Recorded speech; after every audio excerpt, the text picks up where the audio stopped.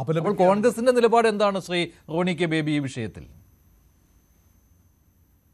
ഇന്ത്യയുടെ വിദേശകാര്യ നയം, ഫോറിൻ പോളിസി സ്വാതന്ത്ര്യത്തിന് ശേഷം നമ്മൾ അടിയുറച്ചു നിന്നത് ഐക്യരാഷ്ട്രസഭയുടെ UN ചാർട്ടർ, അതിന്റെ അടിസ്ഥാനത്തിൽ നടത്തിയ പ്രഖ്യാപനങ്ങൾ, അതിൽ ഏറ്റവും പ്രധാനപ്പെട്ടത് എന്ന് പറയുന്നത് രാജ്യത്തിന്റെ പരമാധികാരം, അതുപോലെ തന്നെ പരസ്പരമുള്ള സഹവർത്തിത്വം, കോ എക്സിസ്റ്റൻസ്, അതൊക്കെയായിരുന്നു നമ്മുടെ ഫോറിൻ പോളിസിയുടെ അടിസ്ഥാന ഘടകങ്ങൾ എന്ന് പറയുന്നത്. നമ്മൾ ഇരകളാക്കപ്പെടുന്ന രാഷ്ട്രങ്ങളുടെ പേരിൽ നമ്മൾ അങ്ങനെ നടന്ന ലോകത്ത് നടന്നിരിക്കുന്ന അതുപോലെ നടന്ന അധിനിവേശങ്ങൾ, അതിനെയൊക്കെ നമ്മൾ ശക്തമായ ഭാഷയിൽ അവലംബിച്ചിട്ടുണ്ട്. എതിർപക്ഷത്ത് ആരാണ് എന്ന് നോക്കിക്കൊണ്ടല്ല. അത് കോൺഗ്രസ് ഗവൺമെന്റ് മാത്രമല്ല, നെഹ്റുവിന് ശേഷം വന്ന വിദേശകാര്യ നയം അതിന്റെ ഭാഗമായിട്ടാണല്ലോ 1979 ചൈനയിൽ അന്ന് വിദേശകാര്യമന്ത്രിയായിരുന്ന അടൽ ബിഹാരി വാജ്പേയി സന്ദർശനം നടത്തിയായിരുന്നു. ആ സമയത്താണ് ചൈന വിയറ്റ്നാമിൽ അധിനിവേശം നടത്തുന്നത്. ആ നിമിഷം ആ യാത്ര അല്ലെ ആ സന്ദർശനം വെട്ടിച്ചുരുക്കിക്കൊണ്ട് അവിടെ നിന്നും അന്ന് ഇന്ത്യയുടെ വിദേശകാര്യമന്ത്രിയായിരുന്ന AB വാജ്പേയി അവിടുന്ന് ചൈനയിൽ നിന്ന് തിരിച്ച് പോരുകയാണ് ചെയ്തത്. ഇപ്പോൾ നമ്മൾ നോക്കേണ്ടത്, കാലാകാലങ്ങളായി നമ്മൾ ഇന്ത്യ വളർത്തിക്കൊണ്ടുവന്ന ഒരു വിദേശകാര്യ നയമുണ്ട്. കാരണം നമ്മൾ നിലകൊണ്ടത് എന്ന് പറയുന്നത് സാമ്രാജ്യത്വ വിരുദ്ധ പോരാട്ടങ്ങളുടെ ഭാഗമായി.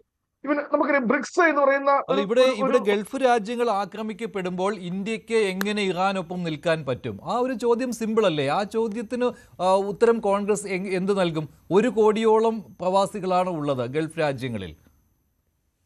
ഇതിന്റെ അകത്തുള്ള ഇരട്ടത്താപ്പാണ് പ്രശ്നം.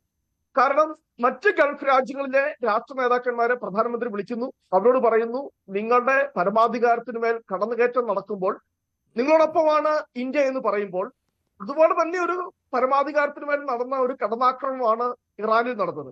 അത് ഒരു സ്വതന്ത്ര പരമാധികാര രാജ്യമാണ്. ആ രാജ്യത്തെ ഒരു മുൻകൂട്ടി അനുമതി ഇല്ലാതെ അല്ലെ മുൻകൂട്ടി ഒരു വാർണിംഗ് പോലും കൊടുക്കാതെ ആക്രമിക്കുക മാത്രമല്ല ചെയ്തത്. അവിടുത്തെ രാഷ്ട്രത്തലവൻ, അദ്ദേഹം എന്തുമായിക്കോട്ടെ, അദ്ദേഹത്തിന്റെ എന്ത് രാഷ്ട്ര നിലപാടും ആയിക്കോട്ടെ, ആ രാഷ്ട്രത്തലവനെ പോലും അന്താരാഷ്ട്ര നിയമങ്ങൾ എല്ലാം വയലേറ്റ് ചെയ്തുകൊണ്ട് ഏകപക്ഷീയമായി വധിച്ചിട്ട് ഇപ്പോൾ ഇന്ത്യ ആർക്കൊപ്പം നിൽക്കുന്നു എന്നതാണ് ഇവിടുത്തെ യഥാർത്ഥ പ്രശ്നം എന്ന് വരുന്നത്. നമ്മുടെ നിശബ്ദത.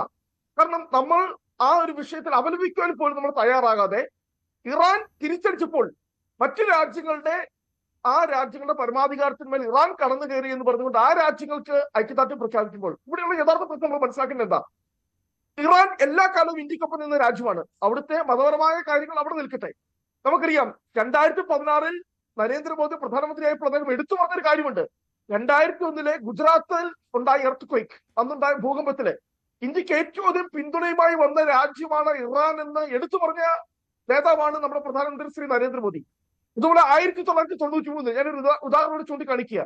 അന്ന് ഈ പറയുന്ന ഗൾഫിലുള്ള organisation of Islamic countries OIC അവർ ഐക്യരാഷ്ട്രസഭയുടെ മനുഷ്യാവകാശ സംഘടനയിൽ ഒരു റെസൊല്യൂഷൻ കൊണ്ടുവന്നു ഇന്ത്യക്കെതിരെ. കാശ്മീർ വിഷയത്തില് ഇന്ത്യ അപലപിച്ചുകൊണ്ട്, ഇന്ത്യയെ വിമർശിച്ചുകൊണ്ട് അന്ന് അവരൊരു പ്രമേയം കൊണ്ടുവന്നപ്പോൾ അതിന് തടയിട്ടത് ഇറാനാണ്. ഇതോടെ നമുക്കറിയാം. പക്ഷെ അതിനുശേഷം കശ്മീരിൽ മനുഷ്യാവകാശ ധ്വംസനം നടക്കുന്നു എന്നുള്ള നിലപാടും ഇറാൻ സ്വീകരിച്ചിരുന്നു. അത് UPA സർക്കാരിന്റെ കാലത്താണ്. ശ്രീത് പണിക്കർ, റോണി കെ ബേബി പറഞ്ഞത്. കൂടുതൽ വാർത്തകൾക്ക് News 18 Keralam YouTube channel subscribe ചെയ്യുക.